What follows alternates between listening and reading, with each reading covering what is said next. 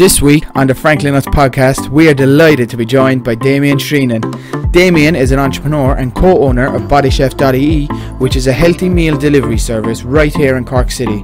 In promoting his healthy meals, Damien loves to put together parody songs which are hilarious, and I'm sure it won't be too long before we see an album being released.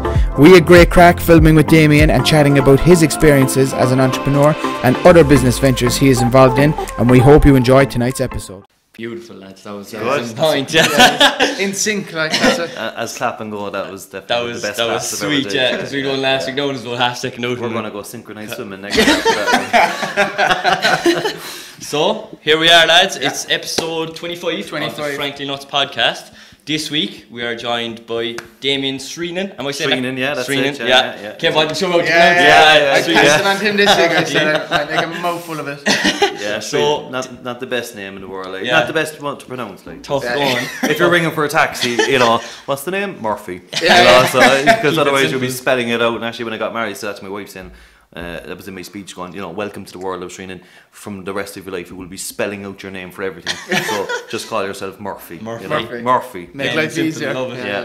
So to introduce you, Damien, to people who don't know of you, I suppose, first of all, you're an entrepreneur anyway, definitely. Main man behind BodyChef. Yeah, BodyChef is BodyChef my company, so we started it 2.5 years ago, nearly 3 years ago actually. Jesus. Flying by. So BodyChef will be one of the projects that I'd have. Another company called NoFear.ie, which is a bungee jumping company. Cool. I'm involved in. We've another project coming up soon as well. So Dandy Promotions, we kind of do celebrity events and stuff like that. DJ thing before called Spank, which was nice inside. We used to old school nights inside in the Savoy and stuff like that, but they're all gone. So BodyChef is the main one. BodyChef's the main one. Yeah. So at the moment, anyway. From hearing those projects, you're definitely an entrepreneur, to say the least. So I suppose will we start with BodyChef? Yeah. And we'd love to know, I suppose, where did the idea come about originally, from yourself, I suppose, and the journey of it. Yeah, look, so it actually started with a bungee jump probably in May 2015, I think. May 2015, maybe, April, May 2015. And I was doing the bungee jump, and so the guys, as you're being weighed to go on, they write the kilograms on your hand. Yeah. Well, I didn't know it was kilograms, actually. They wrote 119, I think, on my hand, and I looked and I was like, whatever that is. Pounds or something. Is that what number your I number, am? Yeah. And it was only afterwards I saw people walking around, they had like 70 and 80, and I was like, a second now, so I asked the guy, so what's that? He said, that's your kgs. Right. So I was like, right, okay. So I went home, I think it was like 19 stone or something like that. And I was kind of going, Jesus, right, okay. I didn't realise, out working, busy, eating, Carragher food and Bishop because I'm over there as well, and rolls, pizzas, nice and easy, Yeah. Don't like to cook. Actually, no, can't cook. Yeah. So I decided, look, I spoke to a few people and they said, look, it's all about what you're eating. What I eat, and I was like, oh well, Jesus, what aren't I eating really? Other than people, So kind of looked at it, and someone said, look, it's all about what you're eating, and there's some companies out there that do healthy food and stuff, because again, I can't cook, I'd hold my hand up, like, at least you're honest. Kind of looked into them. There's a few companies up in Dublin at the time, and they were doing nationwide deliveries and stuff like that, and just said, do you know what now? Why haven't we got something like this in Cork? Yeah. There was nothing around at that time. Nothing at all in Cork. There was a few doing nationwide deliveries. You get all your food together in a box and stuff, and I suppose you're kind of going like, you probably want it fresh enough and stuff like that. You don't look, Jesus, they're fine, like, but I think it was too much hassle having to put all that many meals into a fridge at one time. No. So anyway, look, I was involved in the Bishop's Sound Bar, kind of approached the owner over there saying, look, can we do something like this? And he said, yeah. And literally within 5 weeks, BodyChef was up and running in June 22nd, 2015. Or second week of June, I think, in 2015. We were up and running, and we're still here. So that's the story. So, I think... That was just, 5 weeks, to get up and go. 5 weeks, But look, it was literally... Jesus, work. There must have been a lot of planning going into the menu and stuff like that. How did you come up with the? I suppose we kind of spoke to a fella in Dublin because the guy I'm involved with the Bishop Bar, he's got a couple of pubs in Dublin. We spoke to a few up there. They were able to give us kind of nutrition and stuff like that. Yeah. The meals that we should have. Now, when we started, we didn't have any of the calories and proteins and stuff. Yeah. And it was only after probably 3 weeks, someone said, "Oh, look, you know, this is..." Start adding that in, like. That was it, you know. So, so we hired a nutritionist, and then we started kind of really starting to put stuff together where she was advising us what to put into meals even more and stuff. So, you know, it just built from over there. time, really, you like know? you learn more and I learn myself really, you know, and I suppose that was the big thing I was able to teach myself. Within 5 months, I was after dropping 4.5 stone. From eating, just from sticking to it, having me breakfast, lunch, and dinner. You know, in terms of snacking, I was still like that. That still meant even on a Saturday, that's my family's takeaway day, and we still went to the takeaway. Sundays where I go to my mother-in-law's and she puts like 55 potatoes. You know, old school. The Yorkshire puddings, no. The whole lot of it. Like, there's some ham there. If you know, that's an entire ham. It's fine. Don't worry about it. Do you want some gravy? You know, so. But like, look, her dinners are unreal. Like, you know, and that was 5 days of eating Body Chef. Yeah. Sticking to it, and on Saturday, chilling out, having a takeaway with family, and on Sunday having the Sunday dinner. And I think it was 4.5 stone. I went down in just over 4 months, I think. Yeah. So it was good. Jesus, But I think that's the way it has to be, really, like, isn't it? You, like, once you eat clean from Monday to Friday, you have to go out and enjoy your life. Well, that's it, 80-20 rule or whatever they say. Exactly, I mean, balance, Jesus, like, you can't, you know, you have to have. And I was actually, the nutritionist said to me, she said, like, you know, don't do it 7 days a week. Like, she said, you need to just chill out as well, you know. Yeah.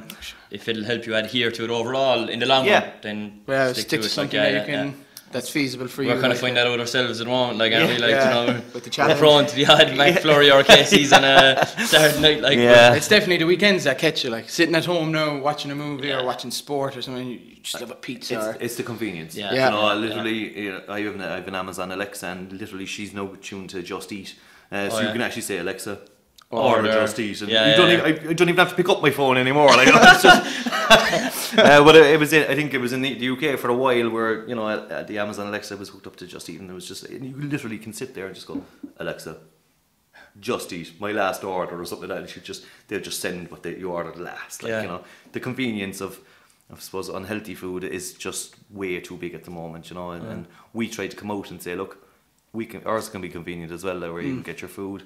It's delivered 3 times a week, and you just pop in everything, take off the lid, put it into the microwave, and that's convenient as well. So I suppose we'd hope that we kind of change people's perception of convenience food, that it can be healthy as well. And can I ask you, like, can I ask you, obviously over the journey, I'd imagine there's been a few ups and downs. Like, can I ask, do you have kind of any standout highlights over the 3 years with Body Chef, and any kind of low points or any tough moments in the journey, really? Oh, it's been all so much fun. It's been all so easy for you. Look, I suppose, like, trying to go too big too fast, I suppose, is definitely one of the big ones. You know, within 5 months I was like, let's do it in Dublin, and we tried in Dublin and it collapsed up there, and then you weren't able to see the consistency, and you were getting emails from people in Dublin going, I got this, and it, you know, it's terrible and stuff like that, which kind of reflects on your company then, you know, kind of going, so just, you know, let's cancel Dublin, let's focus on Cork more and stuff. And I suppose the tough times are working, you know, and I'm working from 7 in the morning till 11:30 at night. The long hours, like, and I suppose the toughest part is my family being, you know, seeing me constantly working, and, you know, just trying to, I just send this email, and I'll just send this email, and that's all it ever is. So it's trying to have a separate time, you know, where you just try to find the right balance almost, like, it's tough. That's the toughest thing, I think, as I suppose entrepreneurs, and they'll all tell you, you know, you leave a 39-hour job to become your own boss, because you don't like a 39-hour job, but you will work a 78-hour job instead, you know. It's a lifestyle kind of, that's it. Like, you know, people leave full-time positions to become their own boss, and then realise they have to work double it. So that's that's it for all entrepreneurs. And I saw, are your family on the Body Chef vibe as well? Because I saw you did, I think it was an Instagram story, and you were offering it, I think, to your daughter, and you were like, John's a Body Chef, and she's like, no, I don't like Body Chef, and I thought it was absolutely hilarious. Yeah, no, she's a complete hater of Body Chef, and I actually remember, she's 5, like, you know, so but she's a fussy eater, I suppose a lot of 5-year-olds are and stuff, you know. And I remember we brought out a breakfast smoothie, and I brought it home, and they said, "Oh, look, Kenzie, I got you a smoothie." And she went, "Oh yes, Daddy, I'm sorry," and spat it back out into the cup. My belly doesn't really like that smoothie, So I know if I had it on camera, it would have been just the best time ever. Like, but so she hates it. My wife would, we'd eat it. Look, it's she's a great cook. She's an even better cook when it only tastes in white bread. I know. Look, it's handy for us. Like she eats it. My son is 13, and he's eating it as well. Like, so it's at least you're getting honest feedback anyway, close to home. Yeah, so. Exactly. My wife, and she'll tell me straight up like whether it's nice or not. Like, but look, obviously I'm going to say the food is lovely, and stuff, so it's kind of. But we'd all get it. Like, and. Do you know when you were breaking into the market, you were the first ones to come to Cork, how did you find it was to market it and get people in the door and to sign up to the packages? Like, I suppose it wasn't too bad at the time because there was none out there, and it seemed to be there was a massive gap in the market, and people literally took to it straight away, Especially when it comes to health, like exactly. We set up a social media page, obviously the Facebook page, and we probably started on. We didn't even start on Instagram; it was just Facebook, and set it up. And I kind of had a few friends who might have been involved in the fitness kind of thing, so went down to a couple of the gyms and did like sample days and all that, and had big posters and all that stuff, which were absolutely crap at the time. Looking back, because I photographs kind of going, "Oh Jesus Christ," looked poor at the time, but like I suppose it was quite easy to get the word out there that we were starting up and stuff. Obviously there were some of the, I think. Some of the radio stations would obviously give you a hand as well getting on board if it's a local company, and especially if it's to do with health and to help people do good and lose weight and feel healthy and stuff like that. So we use a good few of the gyms and stuff like that would have been good for us, good to us actually. Yeah. But even the packages you offer are brilliant as well. Like I saw, like you offer students, there's couples. There's something for everyone there really. Like that's the thing. People ask me, "Well, what's your target audience?" And you're going to go, "We don't really have one." And people are going to go explode. And business people are like, "What? You must have a target audience." You're going to go, "Not really," because we've got people looking to lose weight. That's fair enough. People looking to just feel good. People who are healthy and are fit and they want to stay in shape. That's perfect. People who don't like cooking. People who don't have the time to cook. So professional couples are a big one for us. Look, I know it myself. Like you work 7 to 7. The last thing you want to come do is cook. If you've got food there, so you've got professional couples. You've got students. It's like a Meals on Wheels for some people. And that's what I'm saying. Our target audience is so big. You definitely find that as well with business people, as you were saying. Like, they're meant to put you in a box, like who are your competitors, who are your target audience, and you have to have an answer for this. They want it now, Yeah, there's a way. If you just have a good idea and go after it, you'll find your kind of way. I think, Yeah, for sure. I suppose, if you're looking at the customer, if we look at our insights, we say, so that's probably the 18, maybe the 24 to 35-year-olds would be probably our biggest market, I suppose. But again, there's a lot of professionals who fall into that couple, or professional couples and professionals who just fall into that, and students. Obviously, there's professional people pretending they're students and stuff like that, or the student package and stuff. So, you've all that, look, it's such a wide audience and stuff like that. And the package that when we started, we had one package, 3 meals a day, 5 days a week. That was it. Yeah. And I think over time, we now have you've got 6 different packages per day, so there's 6 packages at the 5 days, 4 days, and if you look at this, 36 packages now or something like that. So you just order your lunch one day and stuff. So it's growing to where it was just that's it, €75 and that was it. But now it's going to there's no set packages now really. It's just as you want, And people might have seen you on Facebook as well for your videos and so. And you were just telling us off camera that it started actually in the car with your kids one day. Yeah. And you were just singing back to school, just. It was after the summer holidays. Just came to you while you were driving. Just. It had been a long summer. I can tell you that now. And I don't know what it was. It was just we were just driving to school. It was actually my daughter's first day in creche, maybe, or something. Oh, it was her first day in school. Creche. Anyway, they were in the back, and my wife was next to me, and I just broke into back to school, back to school, back to school. And so the wife recorded it, and I played it, and I looked at the kids in disgust. They were just in disgust in the back. And that was my first parody. Parody of Liverpool. One word. So it was able to break into 3 words. It was fantastic. So so that was the first parody, and then suppose a couple of weeks ago I saw the Kevin Murphy, he kind of. Is he Kev Murphy or is he Richie Sheehy? He's Kev Murphy. He's Richie Sheehy. He's actually mocking a guy who's a big Liverpool fan, Kevin Murphy, who's from up the north. There was actually a guy behind it. Yeah, I went to school with the Kevin Murphy. He's mocking actually. Do you know what I remember going like? He has to be mocking Kevin Murphy. Like, So it's actually him. I think more people know him as Kevin Murphy. Definitely. He's a comedian, I think, inside in the comedy club and stuff like that. So he does all. I was actually looking into him. He's all parodies as well. Actually, he does. And they're quite good. So I must beat him with the parodies. You know. And I saw him on the Ray Darcy show last week, and he was talking about. He made the Ray Darcy show, and I didn't make the Ray Darcy show with mine. Well, I tell you, this is unfair. And he was saying that like he didn't even plan it. Like it wasn't that he sat down to write the song. He was out filming with his brother, and they were filming a boy racing kind of a sketch, and he just started singing that song. Like that song was stuck in his head. Started singing Salah, Mane, and then his brother threw in the Coutinho line. And then he went home. Formed into something like just something so simple, formed into that. Like look, he was on Soccer AM. He was Soccer AM. Jurgen Klopp was watching his video yesterday. I think I don't know if you saw that on Instagram. And then that led he addressed Jurgen Klopp, didn't he? I think I see one of the West Ham. I think the following day, James Collins coming out the tunnel. He was going, Salah, you know.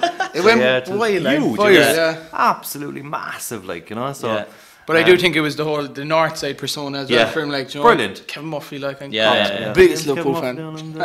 Cox Liverpool, biggest Liverpool fan. It just drew people to it, like the Oregano was the big one. It was the shake. But like. Yeah, I remember seeing him in Soccer. I remember saying to my son, like, it had been sent to me, I think, on maybe the Tuesday or something like that. And I just remember looking at going, Jesus, this is brilliant. I wasn't too sure if it was real or not, obviously, you know. Everybody kind of had that. And then my son came in and I said, did you see the thing? Oh my God, like, within 2 days, my son was just walking around the house going, you know, Salah! And even my daughter was at it and stuff like that. And I was like, there's something in this, like. There's something in this, like, let me just think there now. So I brought out the turkey, chicken curry, spaghetti, bolognese. Will we play it? I think we have it. This is the one, I think, is it? I'm not too sure. Let's see here now. It's great, Perfect. We'll have a look at it. My name is Damien and I'm Bodychef's #1 fan in Cork. And I'm after writing a song and I'd love if everyone could sing this tonight when the delivery drivers are delivering. I wrote it and I really like it. So I'm going to play it for you now and I hope you enjoy it. Okay.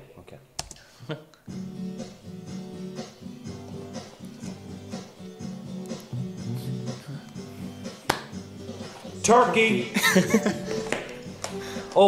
Chicken curries. Spaghetti bolognese. We can make you lose some weight. Turkey, chicken curries, spaghetti bolognese. It will help you lose some weight. And how many takes did it? One take? Just one. Just one. Actually, if you notice, the food I'm holding up is all wrong. Is it?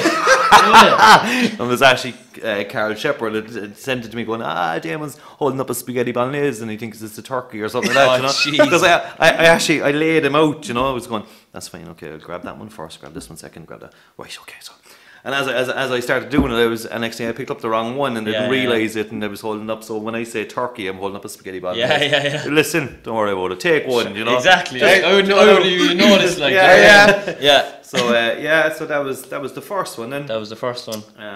Look, it was okay. It was good reaction to it anyway. Reaction, kind of. Was that? And genuinely, there was a good reaction because people.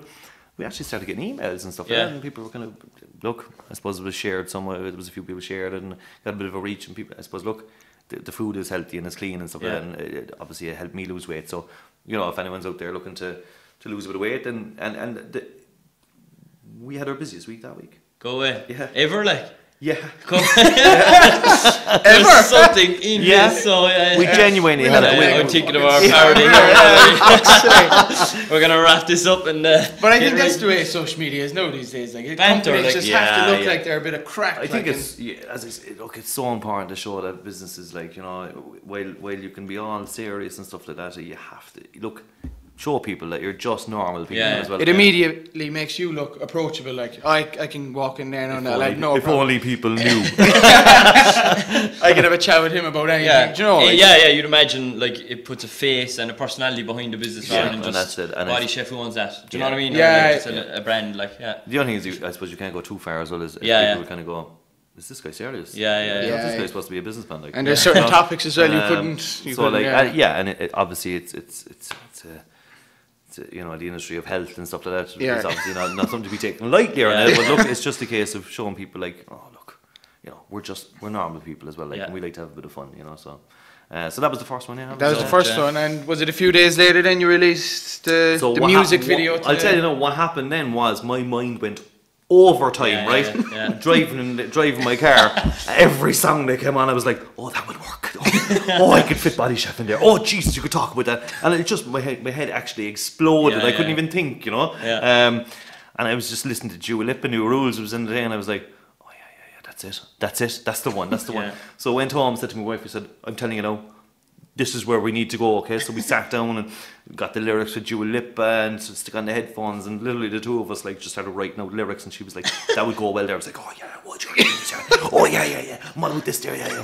So a wild night. You know what I mean? Like that was it. Like, to mind the X Factor, to mind that. We were actually on Peaky Blinders at the moment, actually, and just like, right, just cancel everything, okay? Cancel your plans for the night. Bed, but it's only 6:30. Go to bed. We've got some lyrics to write, you know. So it's actually myself and my wife. We put that one together, right? Family effort. And I said, So I just said to her, I said I need a video for this one. I said it needs to be done, you know, a bit different. So I said to her, I said, look, it's just me. I said, I have no tripod. I literally just had one camera. And, you know, so I said, you just have to film me. So we were out in the middle of the street, like 2 days later, like, you know, and at the part where I'm going one, and that's just outside the street. There was neighbours looking out the door, and I'm just like miming. I didn't even think I was singing it. I was after recording it on my phone, because when you're recording equipment, so just recording on my phone up in the bedroom, because I'd done the kitchen first and you could hear an echo, so then up to the bedroom, like, and just recording into my phone, like headphones on. If people saw me, like, they'd be like, "Is your man all right?" Like, So and then I said to her, I said, look, get the camera. We need to get out and about, like, you know. So I went out and about. It's tough to mime, like, isn't it? It's not as easy as you think. Yeah, listen to the song. We tried it. We did once, alright, and it was tough going. Like that, we pre-recorded, like, and we had to keep one earphone in here, like, under a hat, like, just to have an idea, like. But even still, we didn't really know our sound. Well, I had it on my phone. It's Spotify on my phone, so I was just like, you know, just press play, and I could hear, you know, Julia. So I was just miming. Oh no, I'd recorded, so I was playing it back to myself, like. But she. It was, I think we might have done that, and I said, look, I'm bringing out one a week, that's it, one a week. And it was, we had actually written it by the Wednesday after that, you know, which was a day later, like, literally, like, just went, you know. Full album there by the Thursday. These singers take too long, I could write a full album in about 20 minutes. So, like, it was the Sunday, and I said to her, I said, I have to get that video done, like, so it was the Monday, she was going to work, the kids were at school, and I, like, just put the camera, like, on, I don't know, maybe a cup, actually, you know, just balanced it on the cup, like, and pressed record and stuff, and went in, and I done, like, you know, with the shopping list, no props whatsoever, just writing, like, marker and stuff, and recorded that and put some of it together, and I said to her, I said, okay, I'm after doing as much as I can on my own now, okay? Yeah. You need to. You need to step up here. Get the camera, let's go outside. And then we finished it off, and I was quite happy with that. Very happy with it. Like, do you have it there or anything? Yeah, do you want to play it? We'll have a little look at it. Are we going second or third one here now, that? The Lippy one there in the bed, look, in the bed. Yeah. Sporting the Cork City jersey. It's only it's his Instagram. Talking in my sleep at night, will I do the shopping? My brain is fried, wrote my list and read it out. Said I'd go to Aldi, but it's so cold. The production level is definitely up here, like, CGI and unbelievable. On the shelves, left on the shelves. Google Images. And the handmade I'm books. gonna have to do all the cooking by myself. All by myself. One, don't pick up the That's just in your estate, isn't it? Neighbours are looking out going, just let us in, we will make you nice and thin. 3, I got killed for putting my feet in the chair after work in the morning. If you're overeating, Fish some you bear, ain't thank you. getting super slim. We'll bring some good food to ya. That's in the kitchen then. We'll bring And some there's me good food just to ya. again out in the street. We'll bring some good food. Yeah, I got stuck in the van actually. There was a Did few you? outtakes that I couldn't get the door open. I was like, "There's no, you can't open it from the outside, or you can't open it from the inside." So health and safety issues there on that one, but look, it's fine. The production level definitely up there. Different scenes, different. Yeah. Creativity Even there was someone flowing, said like- to me, like, "You put that together very well." Like, Yeah, how did you? I was like, I don't know, Microsoft Paint or something like that, But the old. The awesome paper airplanes there going through. I was like, I'm not going to have a black scene. It needs to be something like, and I was like, yeah, that'll do. And you obviously saw the snow falling, which that's serious. graphics at its Major. best there. That Like, took a while. a few phone calls from Hollywood asking about how the production was done, so I kind of, that's... And you were just telling us there, you have another one coming out soon. Yeah, well, yesterday we done the buffalo chicken. That came up. Do you know now, again, my head, it's just going through my head. Like, I don't think Bob Marley was on, but I was like, buffalo chicken, and I actually have the words when I was just sitting down going, writing it out on just a brown envelope, and I just went up and said, I was going to record and do it, and I was like, no, do you know, because she actually said it to my wife, said, Diane, I'm not encouraging it. Like, she said I'm not encouraging it. Family likes to know more. I'm writing the songs. I'm gathering evidence as we speak. To make a to be a to get a carer's allowance for you. So she said, do as much of them as you want. It'll be easy. No, it'll be easier for her. But yeah, so that's just back in my kitchen. Now, you may look the camera angle is different. I bought myself a tripod. Okay. I was getting well into it. The angle is much higher actually, The production level upped again now, like. Couldn't work out how to get the tripod at a level where I was looking at it, so I said, it's grand, I'll just put it up there and point it down, so within the 2 weeks I've become a fully fledged tripod owner now and everything, so I was delighted. Videographer soon now, like. Step by step, that's how it starts. You'll be vlogging daily now next time. Absolutely. I just did that yesterday, with the buffalo chicken this week is the most popular meal, and it kind of explains everything that's in the buffalo chicken. And have you got more in the pipeline now for the next few weeks? Yes. So you were saying you want to do one a week and are the ideas flowing all the time, like? Yeah, do you know what it is? Actually, my head chef over is Ian Tabone, who was Boney from the Hip Hop Rebels. I don't know, do you remember them? Right. No. Oh GMC. GMC, Anyway, they were around a couple of years ago. They're Cork rappers and stuff like that. So he's actually he's my head chef over. Right. So he's after writing lyrics to one. No, my rapping is I wouldn't be. As you can see, my singing's unbelievable. But like. But rapping wouldn't be my forte. So he's after writing one, and I'm just listening and going, I don't even know what he just said. Do you know? I have to learn it, and then it's. And you're just gonna get a known beat or just? Oh, this is. I don't want to give away too much. Keep it under wraps. We won't press it too hard. We won't.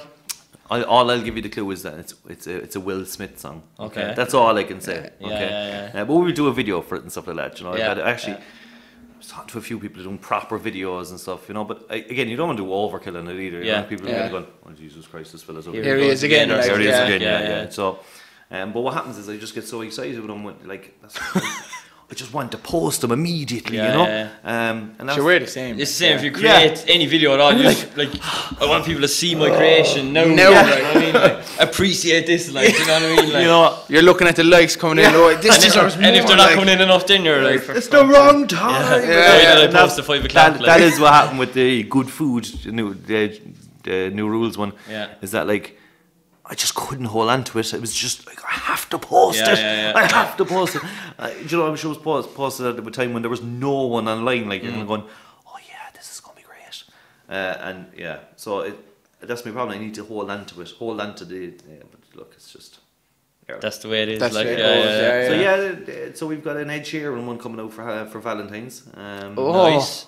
And a Will Smith track. And then we're just looking at a Queen one at the moment. Very good. She's just a few I'm just a poor cook. Nobody cooks for me. Do you know? So He's thinking of more here. No, he's got way more.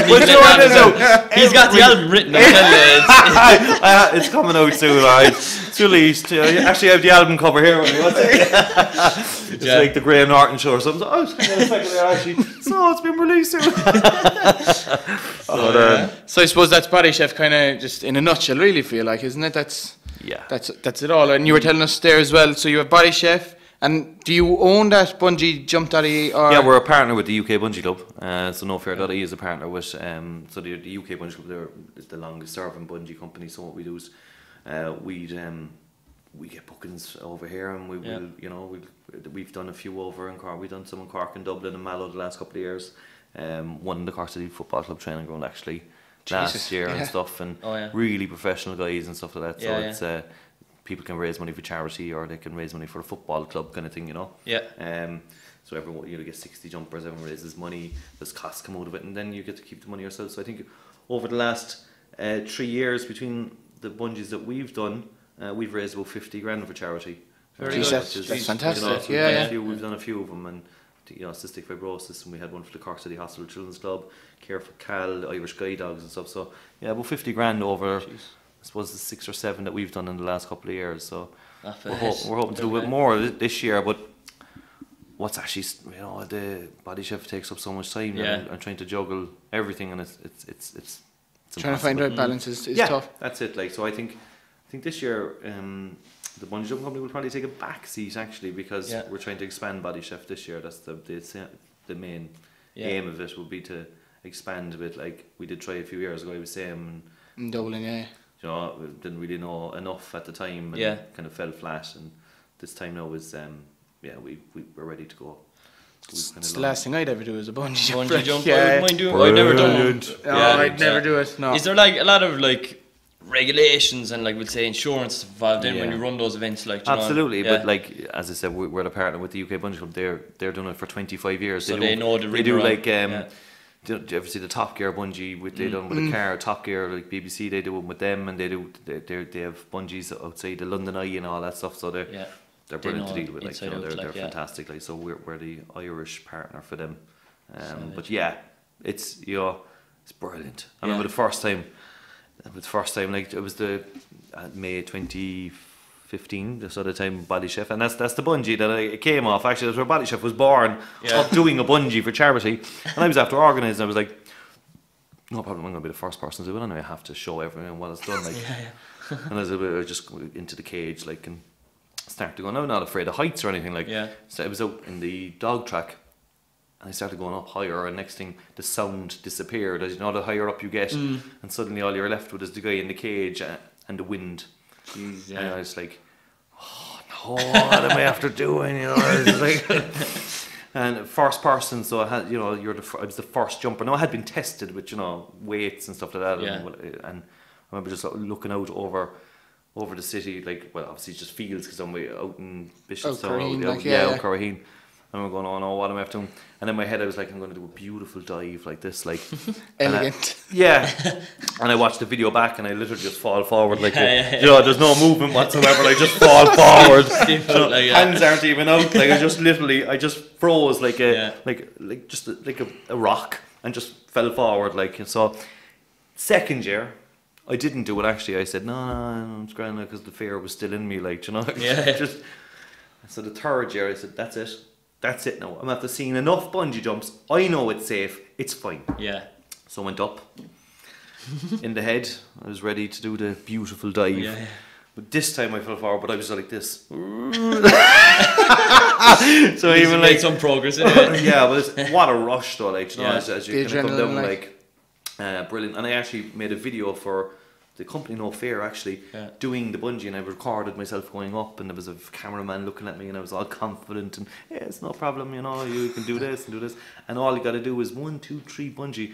Now you can't see it, but because it looks as really well edited, but it looks like I just got up and jumped off, and I was up there going, Jesus Christ, what am I doing? Take off the microphone and everything. I was like, I have to do this again, like the beauty of it. So, but I had to do a marketing video actually going up in the cage, and someone did say you can see the time when the fear kicks in, about halfway up, and you're kind of going, oh no. The expression changes, the the life goes from your eyes, you know.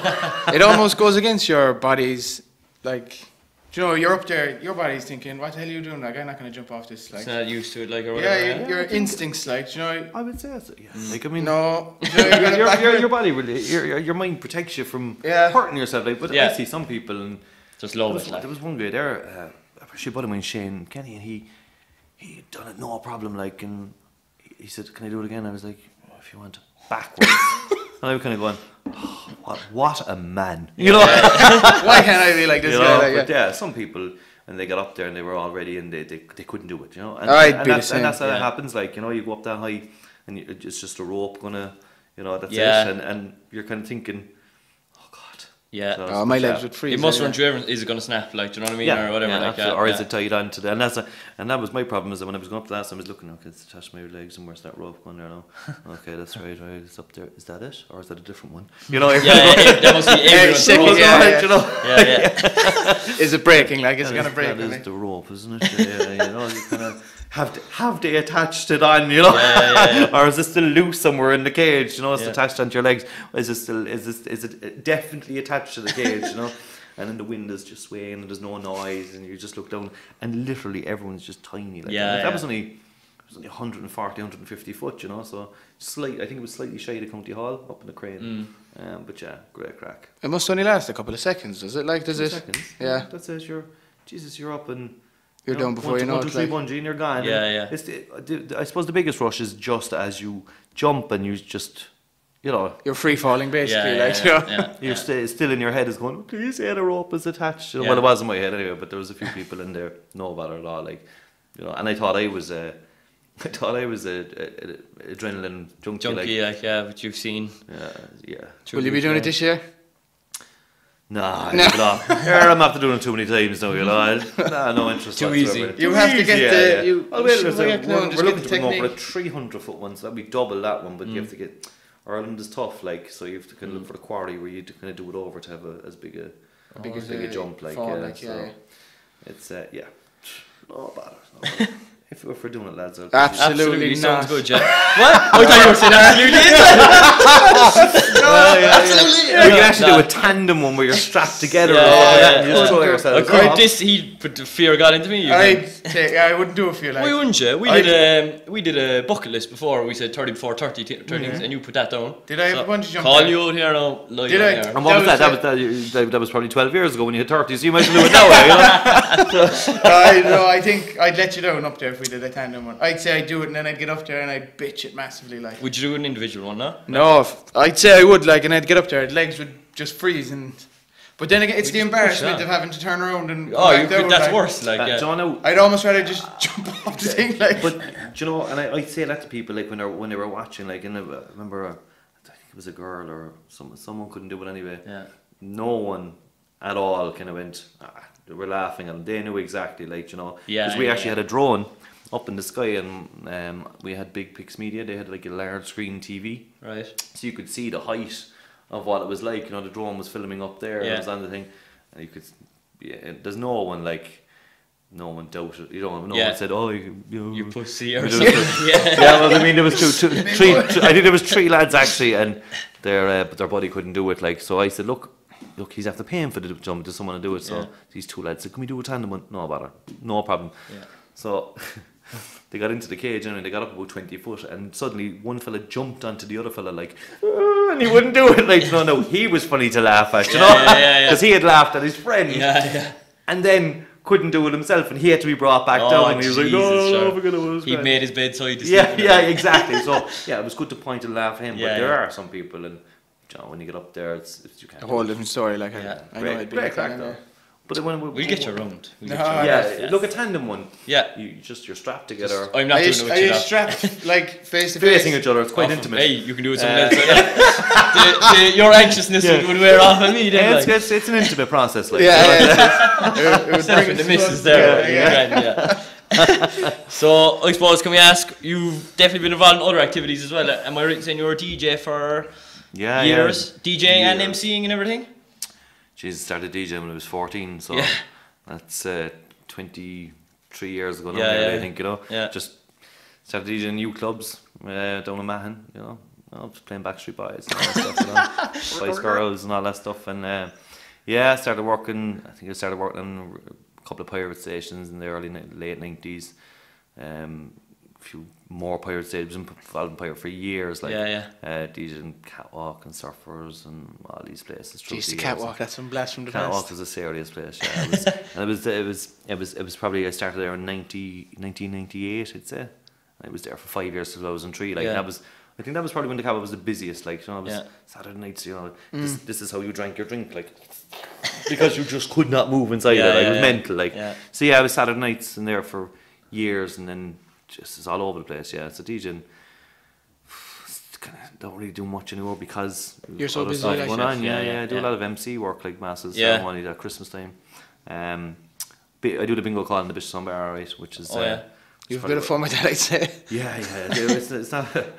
It's not exactly your normal bingo. Like, it's more. It's like, I suppose, if it was a football, it'd be like Jurgen Klopp heavy metal bingo, you know. So like, you know, some of the calls are, you know.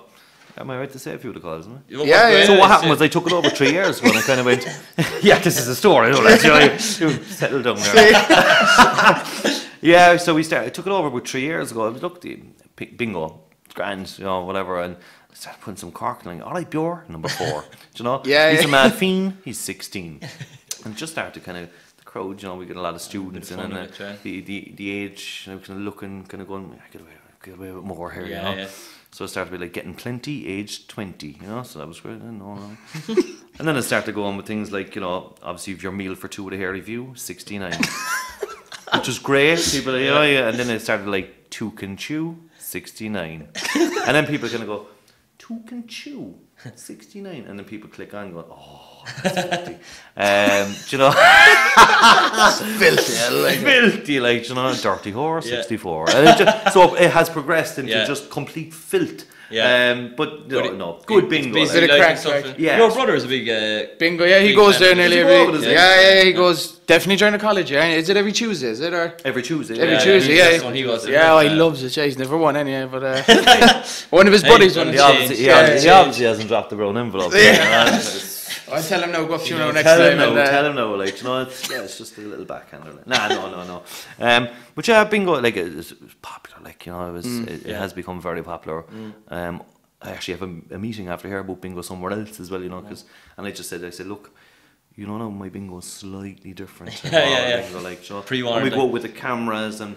You know, we've fun, like, because we've an IP cam and it just hooks up to all the screens and we go around going, you know, we've got some new faces and some old faces, you know, and there's a few people there in their 60s and stuff and they're kind of going, old faces, you know, so like, but they're well up for it, like, they're, you know, the crowd over there, there's a massive age, it goes from 18 to 80, you know, and they know exactly what's ahead, like, so it's good crack. I enjoy that now, bingo. And how do you find MCing in general? Like, would you get nervous before? Because we actually just got asked there to MC a small event, and we're doing it like we're going to ease in, like, you know. So how do you find it yourself? Would you get nervous, or just a case of just go with the flow? Not anymore. You know, I do casino nights there, Christmas time, and we do games with people and stuff like that. And I suppose, look, 23 years DJing, I remember for the first gig on radio would have been 97, I think. So for probably 3 years, I never picked up the microphone. Do you know, I was 13, 14, 15, 16, and even though it was youth clubs and my buddies' parties and stuff, I didn't even own a microphone, actually. I wouldn't use it. I didn't even own it, you know. Didn't need it. Well, actually, when I started, when I DJ'd, I remember going into, a place to buy my decks, and they sold me 2 CD players and a little mixer. So I didn't know they, you know, 2 CD players, and I was like, "Ooh, look at that, lad. Look at that! That's that song." You know, I was kind of just at home and stuff. And, you know, going from the Macarena into, you know, like I don't know, Gala, you know, and it was like, "Ooh, look at that!" Didn't know anything about changing pitch and beat matching and stuff like that, and didn't know on the microphone. No, that's fine. Scratch. No one needs to hear me. No. But then I started on radio, and then obviously, like, you know.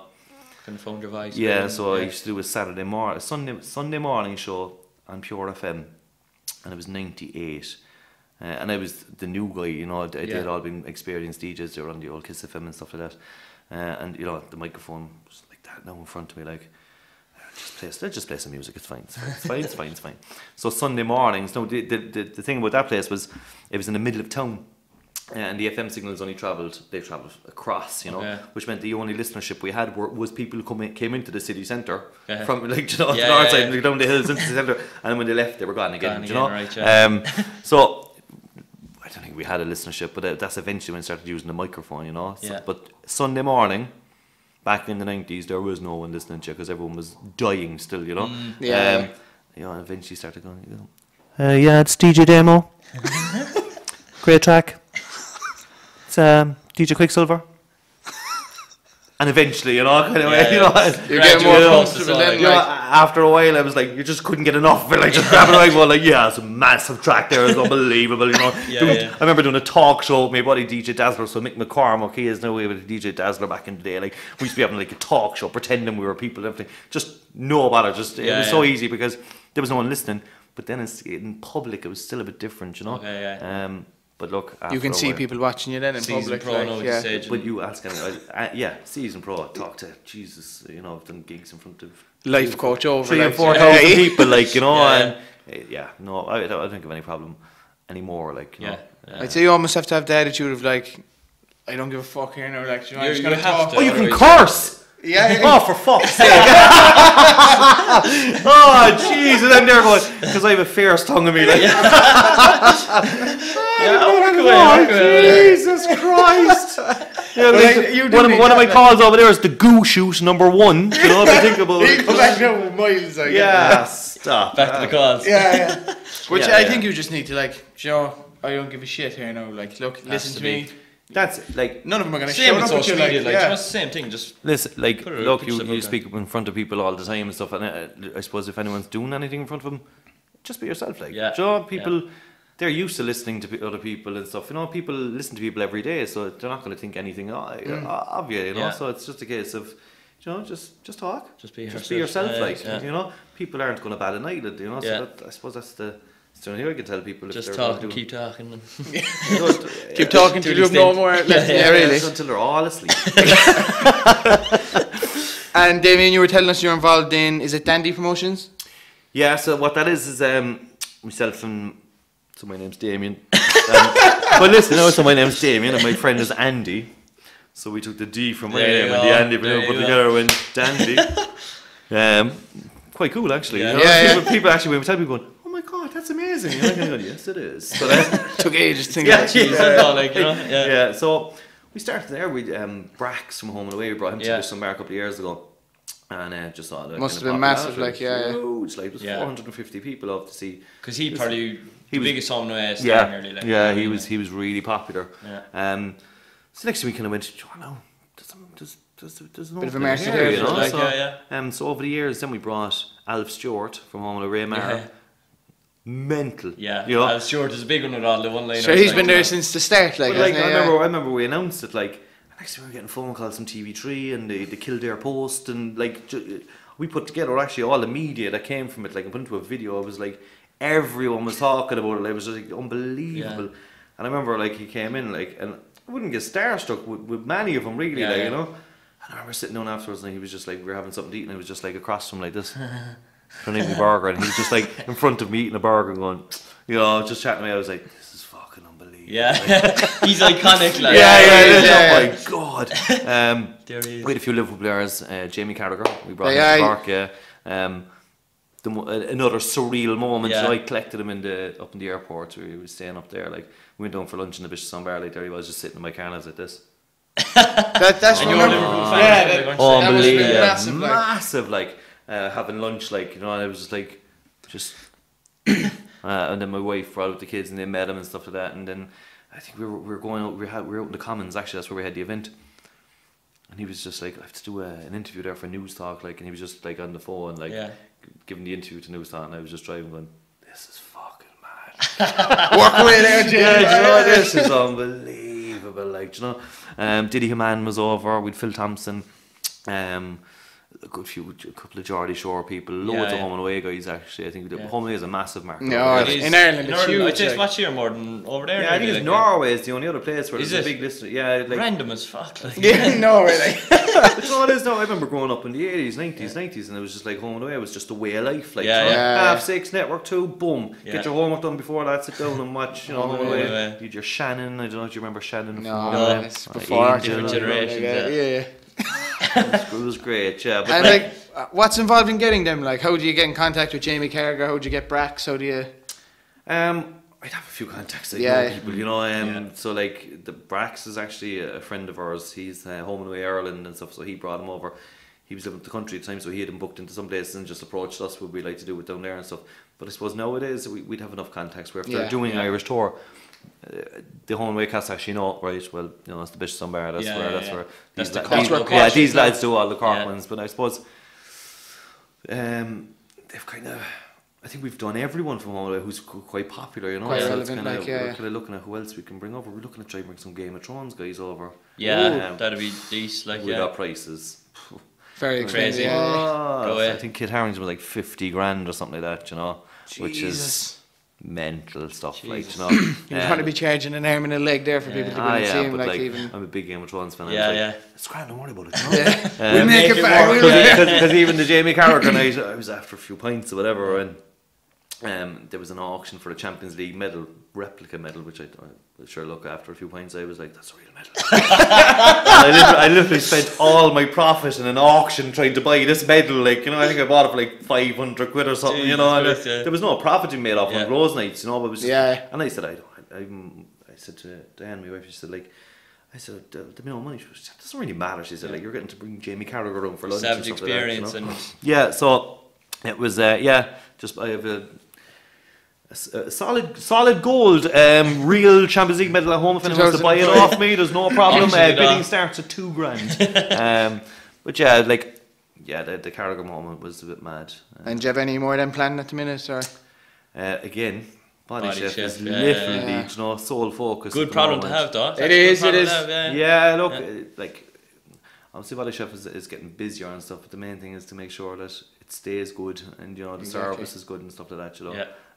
My phone's over there and there's probably 15 missed calls at the moment now, but like, you know, it's really busy and it needs a lot, you know, to be focused on and stuff. We've just hired, you know, new chefs and everything, so it's all mad. Yeah. So it's all go. So yeah, we'll probably bring a few more home and away guys, maybe. Yeah. Maybe Stephen Gerrard. I'd love that one. Like tonight. Hitting you're getting hard. Well, he's up in Dublin. He was up in Dublin.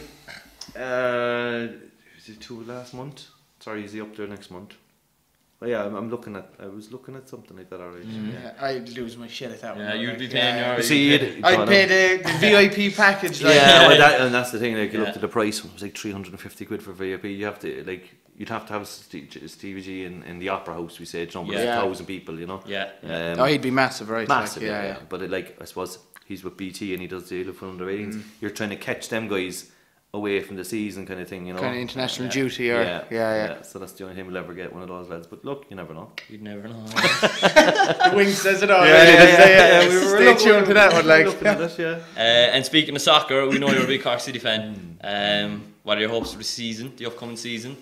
I know Sean Maguire, and Kev and everyone are gone, but he's after signing a few new players and stuff. Yeah, he's after. I tell you, that's a decent squad that he's after putting together now. He's like, you know, you look at.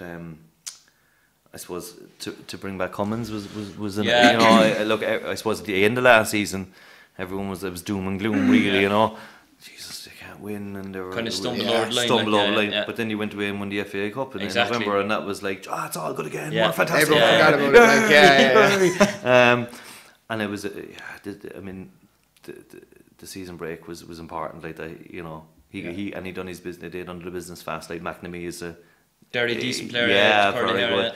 You've O'Hanlon as a backup. And I actually saw O'Hanlon play last year. I actually remember him going, Jesus, that the guy who came on as a sub there against us. Yeah, not bad. But like Cummins is back. He's got, you know, he signed 15 right backs, which is great. You know? We have plenty of options there. I know, you know, he's strengthened literally every area. Like, you know, Danny Kane there, good centre back. He's putting in there's a good squad after coming together. Like Caulfield seems shrewd, alright. Like, you know, yeah. So like, I suppose the other thing is that the other team strengthened well. Like, and you look at Dundalk, and they've added two, you know, Ronan Murray and Hoban to their strike force, and then Rovers, who took Greggy Balger off us and stuff. You know, they've signed well. I'd be hoping for first place. I'd be hoping for the treble this year and the group stages of the Champions League. No bother, you know. Imagine the group stage. Would they be able to play their games in Turner's Cross? No, I'd say would it be up in the Aviva or what? Thomond Park, maybe. Thomond Park. Yeah. Nothing worse than a City fan having to travel to Limerick and stuff. You know what I mean? But like, would it be worth it? Yeah. Oh, absolutely. I'd say. Park of Keeve. Would they do it? Not sure. There'd be all the stipulations there with the GA then. Plus, it would be a nice, it would be a pleasant discussion, I'd say, for anyone. I'm not too sure actually, but I'd say it's probably Thomond Park. Like, it's close enough, and what's this hall? 13,000, is it? It's big enough, like, isn't it? Yeah. So like, look, I suppose first place then to win the league anyway would be the big one, and I think getting into Europe is important for the club. You know, financially, I suppose. You know, a League of Ireland clubs, they're looking to, you know, to stay afloat. I suppose. A lot of them are looking. They have to get into Europe as well, especially for the City, Dundalks. Rovers, Shamrock Rovers and stuff like that. It's all about getting into Europe, I suppose, for those clubs who are paying the 52-week contracts now, which means that they've got more overheads. Big for the players and stuff. Yeah. So like, I mean, they're signing again on 2-3 year contracts and stuff, and we like the way City's been run at the moment. I suppose you've got Forest who are making sure that what happened, you know, previously doesn't happen again. So it's well managed and stuff like that. So yeah, I reckon. League, FA Cup, Sports Cup, Munster Senior Cup. The final again against St Mary's. They're playing on that, I think. Alright, And group stages, Champions League. Not a bother. Listen, they're eating BodyChef. There's no problem there. Right? We take full credit for last year's successes. We sponsored the lads and we fed them all and stuff like that. I remember like taking full credit. Like they couldn't, you know, the mind Caulfield's training, the mind Liam Kearney's coaching, the mind the players. It was all about what they were eating. You know, we did kind of suggest that last year on our own social media. You know, couldn't beat Dundalk without BodyChef. How was that received? Grand job. Everyone agreed. Hands down. Well, you're winning, sure. Say what you want. I think I saw as well. There was a Liverpool. Well, he used to play with Liverpool. Adam Morgan. He signed for Sligo. Is it? Yeah. Like, I suppose there is a draw now from England, like, to come over here. Like, is there? Oh yeah, we look at it. I suppose they're looking at it now, going, that's a good stepping stone, you know. And I suppose it's terrible to be thought of a stepping stone, but at the end of the day, it's probably not, because there's a few players after coming across there now, and they're looking at the likes of Shawnee going over, Kevin, if they can put into performances, Ogbane's gone to Brentford yesterday, and a 3-year contract as well for him. So they're looking, going, do you know what, now if I go over there, give a good season or two, you know, come back then as a bigger player. Adam Morgan, Jesus, that guy was a wonder kid in Football Manager back in 2000. I remember seeing it going, Christ almighty, they're after getting Adam Morgan. I'm sure I still have him in my game, you know, going back to, I think, Football Manager 2011 maybe, or 6 years ago or something. And I remember, like, you know, going, this guy's fucking unreal, like, you know, he's after saying for Sligo, you know, but obviously Football Manager sometimes gets it wrong. Like, he made his debut under Rodgers and everything. Like, you know, he was tipped to be something pre-season. He was tipped to be genuinely tipped to be there. Like, I don't know what just went wrong for him then. Like, and I think he dropped down leagues as well. Like, he was playing for nearly a non-league team in England. Like, you know, so be interesting to see what pans out for him. Like, it's like, Jesus, it is. I think players from England, young players are probably, and look at Ryan Delay. I suppose Ryan Delay came across, had an unbelievable season last year. You know, I think he played the most games for us. Obviously went back to Burton, gave it a go, didn't, and he's gone down to Rochdale. You know, so League One is it, or I think players are seeing it as a stepping stone. You know, so it's definitely being watched. It's not being shunned anymore. You know, no. It's. I suppose if you could start getting decent money for the players rather than you know. Yeah, that's the thing. I suppose the money in England is way more attractive to me, I suppose, than over here. Yeah, but I suppose like it's terrible. I suppose we're being robbed of players. You know, over here, like, you know, contracts when it's free, you know, and then you've got 150 grand immediately go over there, they're worth like 3 million. You know, it's. I suppose that's just the league it is, and it is up to the FAI to make changes, some changes and make the league a bit more attractive and better. But do you think Shawnee's fee would have been more expensive if he was coming from an English club to an English club? Do you know? Well, Instead of coming from Cork City. I remember reading on a forum somewhere, maybe the Preston fans. There used to be actually it's on the CCFC forums, and there was a guy. He's a Preston fan, and he wrote down going, "Oh, Shawnee was on fire at the time. Like, Shawnee's on fire." I tried great expression, but like, and he said that they reckon Shawnee's worth 5 million already. Do you know? Yeah, yeah. And you're kind of going like, Jesus Christ. So if he was to transfer to an English club, you could be looking at 5-6 million, like, you know. No, I said this to Stephen Beaton. He said, will you stop, will you? For fuck's sake, he's worth about fucking million. So, like, do you know, but definitely, if they're moving from English club to English club, like, the fee inflates almost like itself. It's. So Shawnee's worth, I suppose, 5 million, like, and Kevin O'Connor's obviously worth $1 million because he won the lotto. Yeah. Did you see the video of Fleetwood did? Brilliant. Yeah. It's all about the videos nowadays. That's what it's all at, like. Yeah, and that even received a bit of hate. Like, I was shocked at the hate it got. People thought people thought it was cringy and stuff, but they got attention. Cringy is good, but I mean, look at Bristol City's gifts, like, you know, they're the best things ever. Like, I literally follow Bristol City on Twitter just for them, like, you know, this guy brushing his teeth and stuff like that, you know. City need to do that stuff this year. Yeah, it would be cool, like, it would be cool. McNulty eating a fucking potato sandwich or something like that, you know, that kind of stuff. There's one Kerry left to look after. Taking care, and I'll be looking after all them gifts and stuff, as much as it pains me to say, did you see the Alexis Sanchez, like, piano? Yeah, that was I thought that was a great way to announce a player. Like, do you want to try to get it up there quickly? If you where am I looking? Instagram, Twitter, or what? Go on YouTube if you can. If it'll load. Piss take of. Did you see the piss take? I heard there was one Dundee or something. Was there? Dundee yeah. They had a little baby piano and just Sanchez. They were just trolling Man United. Yeah. Sanchez piano. Yeah. This is it? Yeah. I thought it was a good way to announce a player. Like, it was. Yeah. Great. Fantastic.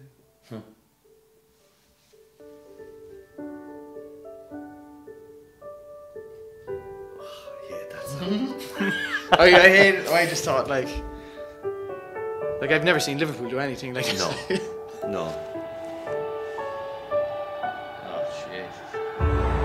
And that was him playing the song as far as that was actually him playing the piano. Yeah. I thought it was a cool way to announce it. As an Arsenal fan, I would be freaked because to know that Sanchez knew that song on the piano already. You know, he obviously was after going onto YouTube a couple of months beforehand, going learn Glory Man United on the piano, like, because that was the day he signed, like, so he was planning that for a long time. Oh, a long time, yeah. But he won for out the door last year or so, I suppose, like, you know, going by reports, like. Yeah, he's Sanchez, but look. They're brilliant, like, all those videos are great. I think they're brilliant. Yeah, and I've never seen Liverpool do it. Like, Liverpool are just typical leaning up against the wall. Yeah, I was training with I think it's the boot room or something. I remember reading a thing like all Liverpool's players are announced on a pair of boots. Yeah. You know, and they were showing all the players throughout the years, and that's it. Like, you know? Liverpool don't sign enough players to announce them, really. You know, Van Dijk was just in front of his Christmas tree, like Christmas tree. That's right. Just like that. Put a bit of fucking effort into it. Like 75 million there we spent on this guy. 75 million won't spend €7 on a video, like, you know. Jesus, It's already started, you know, Liverpool. But like those videos are becoming more and more, and the whole hashtag announce, you know, it's all that stuff at the moment. But yeah, look, it's all relevant. Exactly. Video seems to be but they're trying to better and better each other. Next one, you're going to have to send, like, NASA be like sending a rocket out to space, like, and you'll see, like, I suppose who Liverpool trying to buy at the moment. No one, unfortunately. Maybe Jan Oblak inside, and, you know, a rocket, like, genuinely after being launched to space. You know, they're going to have to keep going better and better and better and better. Like, eventually they'll just have to shoot them out into space, like, you know. So I'm waiting for the team. It's only Man City could afford it, I suppose. You'll have to do a video now with some of the players he sponsored with City, with BodyChef, the next signing, next sponsorship, and I can't. We've stuff in the pipeline, alright. I can't you spoiled it massively. I don't give a fuck.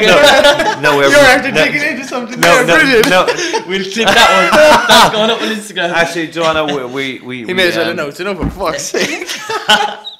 Cheers. So now everyone's going to think it was your idea. Like, I can show you. If anybody wants some consultation, DM me the fees. I'll show you the messages to prove that it was ahead of that. No, I'll tell you what we're doing actually. So we sponsor Saoirse Noonan. Plays Cork City Women's Ireland and stuff like that. Plays for Cork Minors as well. So what we're doing is myself and Saoirse are going to have a kickabout. I played in goal when I was 7 years of age for Killareen. I was the sub keeper.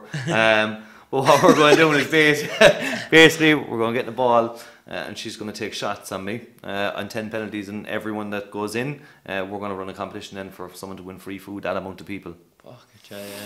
Hopefully she's practice. I'm practicing at the moment, don't worry. Grand, I've bought a pair of gloves and so that's actually what we're doing with Saoirse there now. We need to organise on it. It's a great idea, Joe. Yeah, brilliant. Because I have a tripod now, you see, so I can do loads. Do what you want. Otherwise I would have been getting the cup and just putting the camera on top of it, but now I have a tripod so I can do loads. So that's what we're doing. Excellent, yeah, it's going to be. So I suppose that kind of ties in with my next question. I just want to ask before we wrap up, what are your future plans? You were kind of touching on it there earlier about expanding BodyChef and going back to Dublin maybe, but yeah, we're gonna. So it's a franchise basically. So I suppose our business model is that it's healthy, fresh. It's fresh food. So we deliver 2 or 3 times a day to your house and stuff like that, or 2 or 3 times a week. And we could go on nationwide delivery, and that means getting everyone and sending it all out in one go to people and stuff. But it goes against what we're about. Keep we're all fresh, about fresh 3 times a week. So we're going to franchise it and put I suppose Waterford and Kerry will be the first places in Limerick. We're going to look for someone to take our business model in those places. Absolutely. Look, it's going well. We've a nice brand name at the moment, but we want to keep our business model of it has to be delivered 2 or 3 times a week. Quality and fresh and rather than going nation. We could do nationwide delivery in the morning. And just stick in your 10 meals and ship them off. We kind of want to stick with what we're doing in Cork and just do exactly the same in different companies and stuff. So expansion for BodyChef is the big one for us. Cork is going well, as I said. Need to make sure it stays the way. We have a great team at the moment, and kind of it's making sure that everyone's still happy with the food. And we've I suppose we've got a feedback form that people kind of send in to us, and obviously it's quite hard sometimes to read feedback when it's kind of I suppose not critical and stuff like that. But I suppose as a business owner, when you start reading feedback, we've a survey monkey thing, and you're kind of going, you're kind of. Fucking who does I think you are? But like you have to take it on board and stuff. This is what people see. There's a few things we have to fix with our ordering system, and we've got a few plans to make things a bit easier for people, even though I think it's easy enough at the moment. But the more emails that I get of how many what are the packages and stuff, that means I know there's enough information on our website. So make the website a bit better, make our ordering system a bit better, and then it's time to move into different counties and stuff like that. We already have kind of spoken with someone in 2 of those counties, and it looks like we can get it going the next. I can't really say, but and Dublin again. That's the big one, and we have an operator who's ready to go up there. So just keep an eye on things, really. Watch your space. That's it, Joe. We're sponsoring. We're obviously sponsoring City again this year. We've got a few. We've fought a matches basketball. We've sponsored Blackrock Hockey Club, Saoirse Noonan. We've a boxer coming on board actually that we were speaking to. We've a big sponsor thing happening soon, which I can't really say much at the moment. And what we want to do is we want to show people that thanks very much for your custom, and we're supporting local people and Cork and stuff. Community we missed out a few years ago. Someone actually approached me about. There's 2 lads there, the Roars, down in Skibbereen. Would you be interested in sponsoring? Oh, Jesus. I was like, I'm not really a big fan of rowing and stuff like that. I know they could be heading to the Olympics and stuff like that. Do you know what? No, he says, I'll leave it off, I said. We're watching the fucking Olympics. Right? The 2 boys. I was like, Donovan? It's Donovan, isn't it? Yeah, Paul and Gary. Fucking hell. They're the 2 boys you're going to fucking sponsor!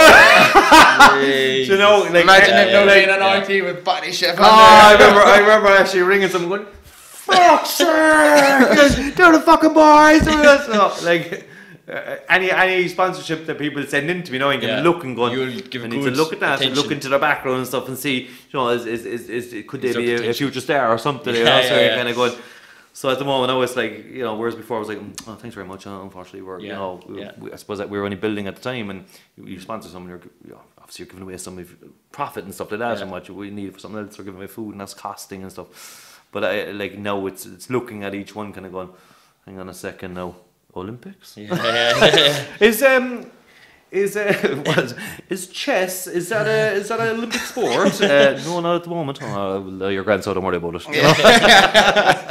No, it's just, look, it's all part of the process. We like to get out, and we really kind of we have a thing with the UCC Mardic Arena where we sponsor the emerging talent program as well there, and that's all different athletes from all different sports and stuff, and we're just trying to, I suppose, get out, and you know, it's nice for us to give back into Cork, like, you know, which doesn't help our expansion plans really, because everyone's going to go, we're only involved in Cork, like, you know. Try to go to Dundalk with BodyChef, and you'll be just fucked out the door. Guaranteed that Cork City. You're definitely heavily attached to the city. So I actually remember speaking to someone about a franchise in Dundalk a couple of years ago. About 8 months ago, they rang me, and he says, I'm up in Dundalk. I was like, oh right. I said, well, we're kind of down in Cork City, like, you know. Yeah, I know, that's a bit of a problem, like a small bit, you know. So I think the fucker actually opened up his own one up there, but that's going to happen. People see your model and they just want to. That's going to happen. You're going to have different companies open up doing the same kind of thing. Well, actually trying to do better things and stuff like that. So it keeps you on your toes, like, you know. So it's great, but so. There's plenty of stuff coming up, I suppose. There's a lot in the pipeline. Obviously, there's more songs coming, like. We're looking forward to the album. I make sure this cup is going to be in the next video as well. Oh, we appreciate it. We make sure to give it a share now and everything. Big support for that one. So, Damien, thanks million for coming on. Really appreciate it. Great chat. For an hour and 12. Savage. Mini movie. The time flies by. That's when we're getting started. You gave me a cup of coffee, lads, and I'm buzzing now. I'm good to go on for another 4 hours, like. So let's try and talk about. Do you watch any shows on television? No, that's appreciated. Not a bother. Thanks for coming on. And everybody, check out BodyChef. They can find you Instagram, Facebook are the main ones. Yeah, Instagram, Facebook, Twitter, Snapchat. Even though I'm not too sure what to use, I have 6 friends on Snapchat on my personal page, so I'm not really much of Snapchat and kind of thing really. But I'm trying to learn. All under BodyChef and Bodychef.ie. We'll drop the links down below anyway if you want to check them out. And thanks for watching, guys, and be sure to like, share and subscribe. Please. And we'll see you next time. Take it easy. Cheers. See ya. Cheers, lads. Thank you. Damien, brilliant. No bother, lads. Great chat. Hey, talk on it. We love that. That was very good.